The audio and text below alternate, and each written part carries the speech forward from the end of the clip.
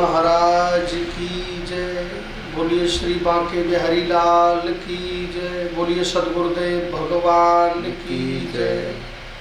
कई जगह जब हम कथा कहने के लिए जाते हैं, प्रवचन करने के लिए जाते हैं, तो कई जगह लोग बाग हमसे प्रश्न करते हैं कि महाराज जी आप ये बताएं कि जब अयोध्या में रामलला का जन्म हुआ और विश्वामित्र जी जब अयोध्या में आए तो दशरथ जी महाराज से विश्वामित्र जी ने राम जी को मांगा कि हम जब यज्ञ करते हैं तो मारीच और सुबाहु हमारी यज्ञ में आकर गड़बड़ कर देते हैं, आप अपने ज्येष्ठ पुत्र को हमें दे दो।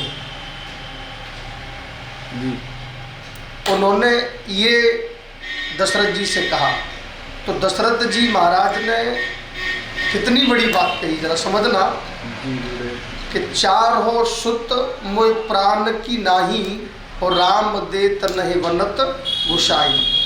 भाई विश्वामित्र जी ने राम जी को मांगा, लेकिन राम जी ने विश्वामित्र जी को किस लिए नहीं दिया भाई राम जी को?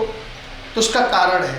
क्या कारण था गुरु जी? एक बार जब देवासुर संग्राम हुआ था और देवासुर संग्राम में दशरथ जी महाराज दैत्यों से युद्ध करने के लिए गए, तो देवासुर संग्राम में जब युद्ध चल रहा था तो दैत्यों ने दशरथ जी पर प्रहार किया। दशरथ जी मूर्छित होकर जमीन पर गिर रहे थे, इतने में ही गीधराज जटायु वहाँ से आ निकले और गीधराज जटायु ने देखा कि महाराज दशरथ जी मूर्छित हो गए हैं, तो गीधराज जटायु ने अपनी पीठ पर उन्हें बिठा लिया और जमीन पर लेकर के आए। दशरथ जी को जब होश आया तो दशरथ जी ने अपने आप को जटायु जी की पीठ पर देखा तो उन्हें दया आई और अंदर से बड़ा भारी भाव जागृत हुआ कि महाराज आप मांग लीजिएगा, आप मेरे से जो भी मांगोगे मैं आपको दूंगा। तब गीधराज जटायु ने केवल एक ही प्रश्न किया कि वैसे तो ठाकुर जी का दिया हुआ हमारे पास सब कुछ है, लेकिन हम केवल आप इससे एक ही चीज मांग रहे हैं, आपके जो ज्येष्ठ पुत्र होगा उस पुत्र को आप हमें दे दीजिएगा, उस ज्येष्ठ पुत्र को आप हमें दे दीजिएगा। दशरथ जी बड़े भारी प्रसन्न हुए।